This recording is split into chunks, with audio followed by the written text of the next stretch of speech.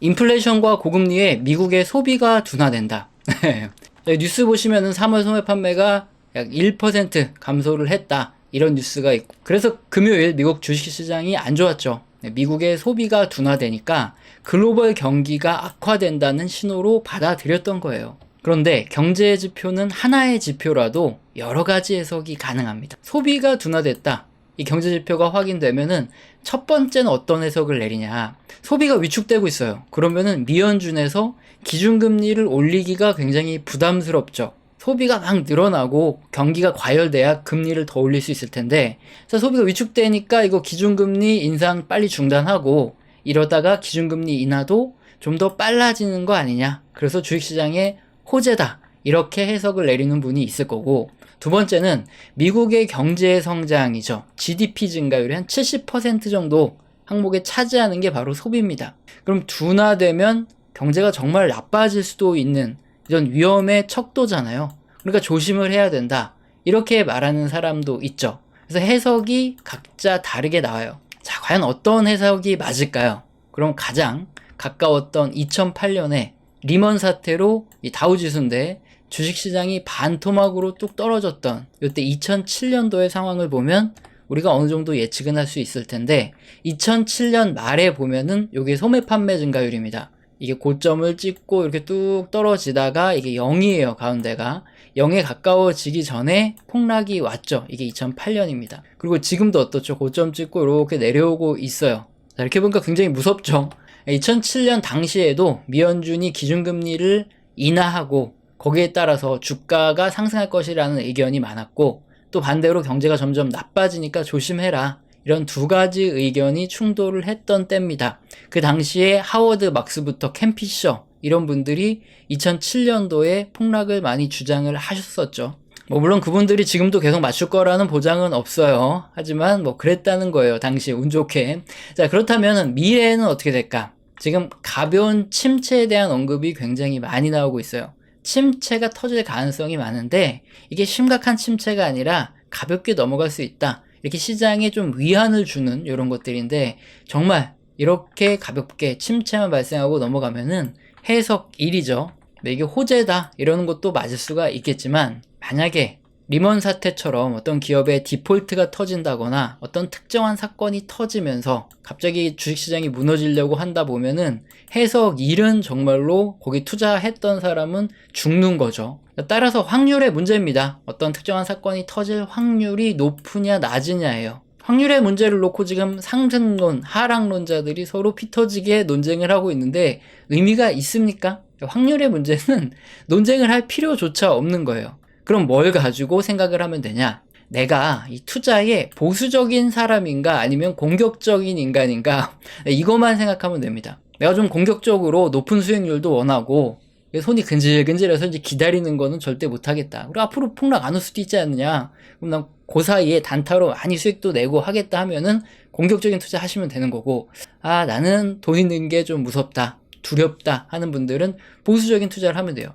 그러면 지금부터 설명드릴 내용은 뭐냐? 돈을 잃는 걸 무지하게 어마어마하게 싫어하는 그런 보수적인 사람의 관점에서 설명을 드릴 겁니다. 그래서 공격적인 분들은 그냥 이런 의견이 있구나 참고만 하시면 되고, 나는 돈을 잃는 게 진짜 싫다, 나는 돈을 잘 지키다가 제대로 된 시점에 투자를 하겠다, 그런 분들은 잘 들으시면 되겠죠. 자, 우선 미국의 소매 판매 지표가 정말 둔화되었는지 살펴볼게요. 이게 미국 사전 소매 판매 지표, 조금 이따 설명드리겠지만 정확하게 말하면 사전 소매 판매라고 하는데 그냥 소매 판매라고 일반적으로 불러요. 어쨌든 이 로그 차트입니다. 어느 정도 많이 증가했고 떨어졌고를 알 수 있는데, 역사적으로 사전 소매 판매가 이렇게 쭉 올라오다가 둔화되고 난 다음에는 2001년 침체 터졌고, 쭉 올라오다가 둔화되는 국면에서 2008년 리먼 터졌고, 쭉 올라오다가 뭔가 좀 둔화될 듯 할 때 이제 코로나 터졌고, 지금은 쭉 올라가다가 좀 확실히 둔화되고 있죠. 그러면 뭐가 터질지 모르는데, 소매 판매 지표가 이렇게 둔화됐다는 뜻은 경기가 둔화될 수 있다는 뜻이죠. 이미 경기 둔화가 와 있을 수도 있고요. 왜냐? 소비 증가율이 둔화된 거예요. 그렇기 때문에 그 다음에 이렇게 과거에도 높은 확률로 경기 침체가 왔던 건데, 하나하나 풀어서 설명드릴게요. 자, 이 지표를 전년 대비 증가율 차트로 보면은 아주 쉽습니다. 증가율이 고점 찍고 뚝 떨어진다 소리가 바로 앞에서 보여드린 대로 증가율이 예전에는 빠르게 올라오다가 이제 점점 낮아진다. 즉 0으로 가까워지는 와중에 갑자기 침체가 터진다는 거죠. 그래서 이렇게 사전 소매 판매 증가율, 전년 대비 증가율이 제로로 이렇게 떨어져 내리고 있다 그러면은 그때 뭔가 좀 조심을 해야 돼요. 코로나 끝나고 높았다가 지금도 뚝 사전 소매 판매 증가율은 떨어지고 제로로 가고 있습니다. 마이너스로 가면은 확실히 침체가 오는 거거든요. 근데 그 전에 주식 투자자들은 좀 빠져나오는 게 맞겠죠, 당연히. 그래서 보수적인 분들은 이럴 때는 굉장히 조심을 한다. 이게 기본이고요. 자, 그런데 왜 소매 판매 증가율이 이렇게 뚝 떨어져가지고 제로에 가까워질 때 그때 왜 경기 침체가 오고 마이너스로 가면 완전한 경기 침체, 깊은 골에 빠지는 거냐? 이해를 우리가 해야 되잖아요. 우리가 흔히 부르는 소매 판매 지표는 앞서 말씀드렸지만 사전 소매 판매 지표라는 거예요. 소비자들한테 상품을 직접 판매하는 소매점과 음식점 있죠. 약 1150여 개 정도를 표본으로 조사를 합니다. 이렇게 하는 이유는 뭐냐면 조금이라도 빨리 데이터를 보려고 그래요. 3월 지표가 4월에 나오는 이유가 이렇게 표본 조사를 하기 때문에 그럽니다. 소매 판매점이 너무 많아서 자료를 전부 취합하는데 한 달이 넘게 걸려요. 그래서 3월 지표의 종합본 있죠. 이거는 5월 달에 나와요. 2달이나 늦게 우리가 확인을 할 수 있기 때문에 이 표본 조사를 먼저 하는 게 바로 사전 소매 판매 자료라고 하고, 이게 본 지표랑 별 차이가 없다 보니까 그냥 사전 소매 판매 지표를 우리들은 흔히 소매 판매 지표라고 부른다. 자, 이름도 MARTS, 마트예요. 앞글자만 따서 마트, 그냥 외우기 쉽죠. 자, 그런데 이 지표가 굉장히 재밌는 게 소매 판매 지표는 수치 그대로 설명해 주는 자료입니다. 즉 인플레이션을 감안해서 뭐 작년보다 올해 뭐 인플레이션이 뭐 5% 올랐다, 6% 올랐다. 그러면은 그만큼 차감하고 그런 게 없어요. 그냥 발표를 하기 때문에 여기 차트 보시면은 1992년부터 꾸준하게 쭉 증가한 거 보이죠? 네, 바로 인플레이션이 심해졌고 인구가 증가했잖아요. 그렇다면은 경기 순환 요인이 없다 그러면은 꾸준하게 우상향을 해야 되죠. 모든 기업들의 매출액을 합친 게 전체 소매 판매 자료니까 인플레이션이 심해졌으면 전체적으로 가격이 올라갔고 인구가 증가하면 그만큼 소비를 많이 하니까 이론상으로는 우상향을 한다. 이거 진짜 이해되시죠?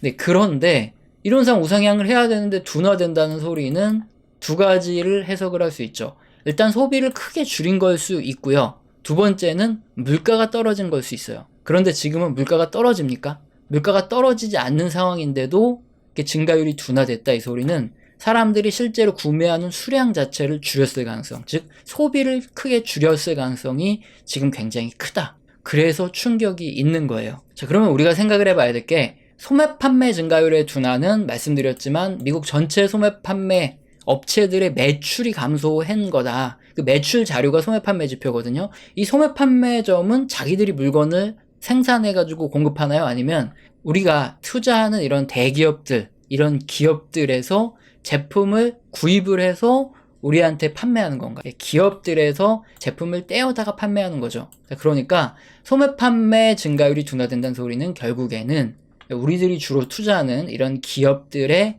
매출이 둔화된다는 소리와 똑같습니다. 그럼 이런 문제가 발생을 하죠. 이렇게 경기 호황 구간에, 이게 미국의 설비 투자 자료예요. 매년 설비 투자를 얼만큼 했냐인데 2023년 최근까지 이렇게 높게 연간 설비 투자를 늘려놨습니다. 자, 그러면 기업들이 그동안 수요가 많으니까 설비 투자를 이렇게 늘려놨어요. 그럼 고정비용이라는 게 증가를 하죠. 뭐 인원도 더 뽑아야 되고 감가상각비도 있고 뭐 전기세부터 해가지고 유지 관리하는 이런 비용들이 엄청나게 많이 들어가는데, 설비 투자를 많이 해놨으니까 고정비는 이렇게 계속 늘어났어요. 그런데 매출이 이렇게 같이 늘어나야, 그래야 되는데 매출이 늘어나다가 갑자기 이렇게 둔화된다, 횡보를 하거나 떨어지거나 그러면 기업들의 입장에서 어떻게 되는 거죠? 이익이 감소를 합니다. 어떤 기업들은 고정비보다 매출액이 더 크게 떨어지는, 그러다 보니까 적자가 발생하기도 해요. 그럼 여러분이 투자하는 기업에서 이익이 감소하거나 적자가 난다 그러면은 그런 보유한 주식이 어떻게 되죠? 급락을 하게 되죠. 이 미국의 사전 소매 판매 증가율이 이렇게 제로에 가까워지거나 마이너스가 날 때, 그때 주식시장이 폭락하는 이유가 바로 그겁니다. 자, 그러면 이 세부적인 항목들을 한번 살펴볼게요.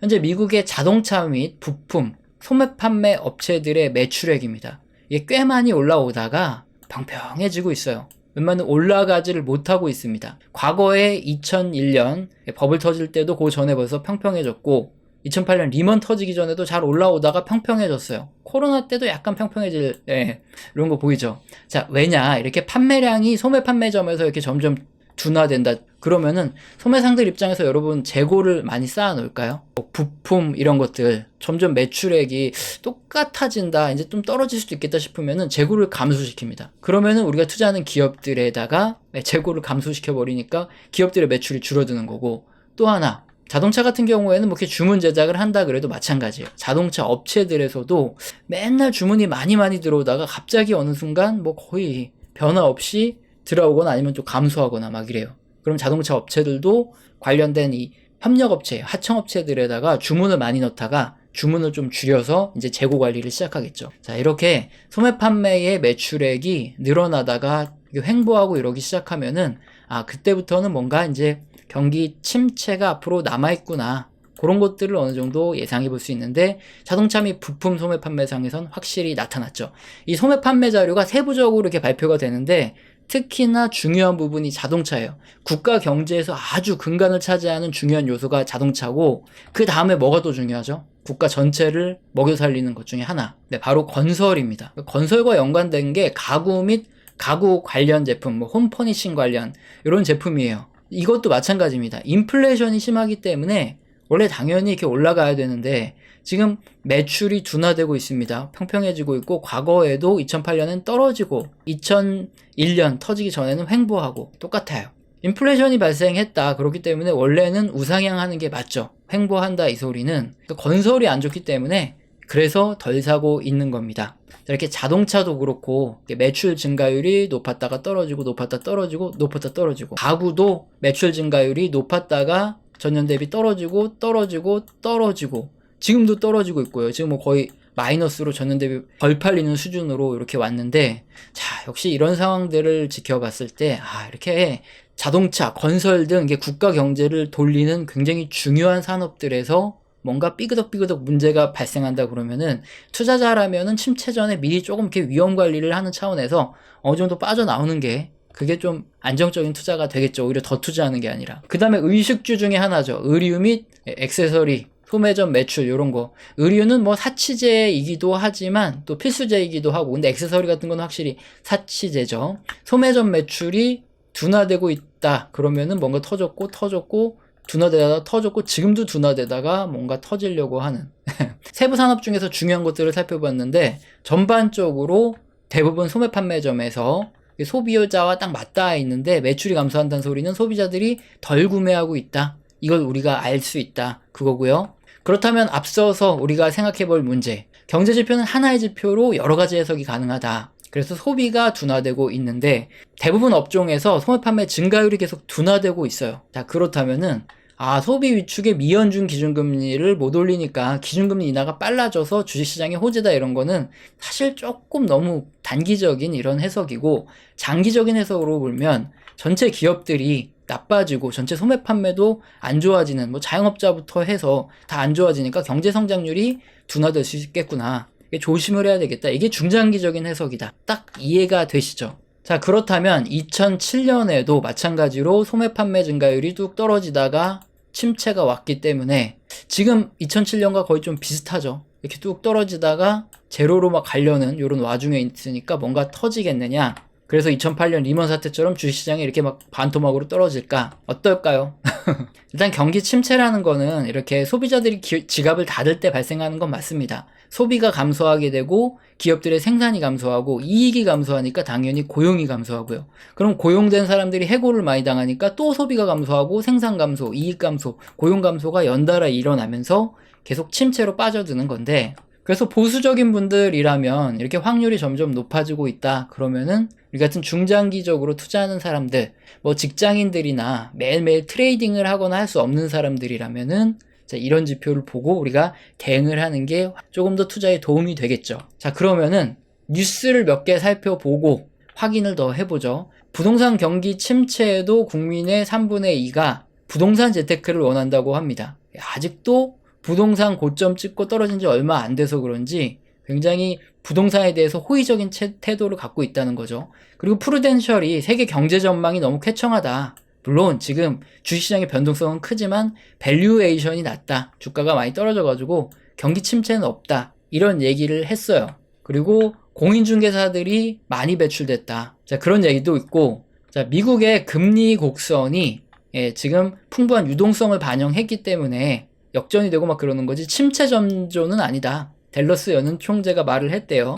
자, 그리고 미 연준이 경기가 후퇴하는데 지금 금리 인하를 서두르지 않고 있다. 이런 비난이 굉장히 많고, 블룸버그가 한국의 부동산 시장이 너무 과열돼서 부동산발 경기 침체가 올 거다. 이런 경고를 내렸대요. 그리고 달러 가격이 하락하고 있는데 미국의 주택 경기 침체도 이제 가속화될 거라고 합니다. 그리고 미 연준 FOMC의 금리 인하 가능성이 높아지고 있다. 이런 뉴스들이 나와요. 자, 그런데 여러분 눈치 빠른 분들은 아시겠지만 이게 지금 뉴스랑 너무 똑같은데 언제의 뉴스인가요? 네, 전부 2007년 뉴스들입니다. 전부 다 2007년의 뉴스들이에요. 지금하고 전혀 다르지 않아요. 2008년 금융위기 때 이게 폭락했던 때, 요 직전을 안 겪어본 분들은 잘 모르시겠지만 당시부터 계속 이렇게 경제 상황을 보고, 그때는 뭐 잘 몰랐지만 어쨌든 뉴스를 계속 보고 투자를 이렇게 해왔던 사람들은 다 알아요. 2007년 당시도 부동산법으로 엄청나게 심각했습니다. 우리 인플레이션 문제가 어마어마했어요. 막 그때 막 김치, 금치, 뭐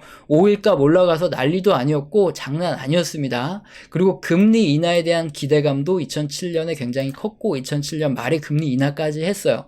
그리고 2007년에 경제 지표가 내내 둔화가 됐어요. 그런 와중에 주식시장은 잘 안 빠지니까 경기 침체가 온다 안 온다 막 이 전문가 저 전문가 와서 난리도 아니었어요. 서로 온다 안 온다 싸우고 뭐 토론하고. 그게 언제냐? 2007년에 있던 뉴스인데 지금하고 별반 차이가 없죠. 이렇게 오래 투자를 했던 사람들은 이 경험이라는 게 쌓여요. 근데 과거와 지금은 막 틀리다 이렇게 분석하시는 분 많은데 실제로 경험을 해본 사람들은 다들 아실 거예요. 과거랑 지금이랑 별반 차이가 없어요. 그러다가 어떤 문제가 터지는 과정도 다 지켜본 사람들은 아, 이게 굉장히 위험한 상황이고 이러다가 문제가 터질 수 있겠구나 이걸 아니까 좀 자산이 있고 좀 오래 투자하시고 하신 분들은 다들 조심을 하고 있는 상황이고, 반면에 제일 불쌍한 세대가 이제 2030이죠. 영끌을 제일 많이 했던 세대가 2030이잖아요. 하필이면 경험이 부족한 바람에. 주식시장에서도 마찬가지입니다. 경험이 부족해서 상승장을 계속 뛰어들어왔고 거의 상승장만 아는 분들, 이런 분들은 침체가 뭔지 몰라요. 그 공포가 뭔지 몰라요. 그리고 어떤 현상이 발생하는지도 모릅니다. 갑자기 빵 터지는지 아는데 아니에요. 과거에도 계속 똑같은 문제들이 반복돼 오다가 터졌고, 그렇기 때문에 이 투자에서는 경험도 굉장히 중요합니다. 그래서 지금 상황은 2007년과 굉장히 좀 유사한 것들이 많아요. 그렇기 때문에 보수적인 분들은 좀 조심을 하고, 그 다음에 다시 경제가 회복된다, 성장한다 이게 느껴졌을 때 그때 들어가도 절대 안 늦는다. 이 말씀을 꼭 드리고 싶습니다. 우리 채널에서는 영상 시청하시고 도움이 되셔서 후원 주시는 감사하신 분들이 계시죠. 제가 감사합니다라고 말로만 때우지 않고 리액션을 제대로 합니다. 한 달 교육을 매주 진행을 하고 있어요. 여기서는 거시경제의 사이클뿐만 아니라 각 산업의 사이클, 그리고 거기 속한 종목과 기업들에 대한 얘기도 나오겠죠. 자, 이건 순수한 후원에 대한 리액션이니까요. 영상 하단에 설명란 읽어보시고 해당되시면 꼭 메일 주시길 바랍니다. 오늘 영상도 마음에 드셨다면 구독과 좋아요는 꼭 눌러주시고 지속적인 시청 부탁드립니다. 감사합니다.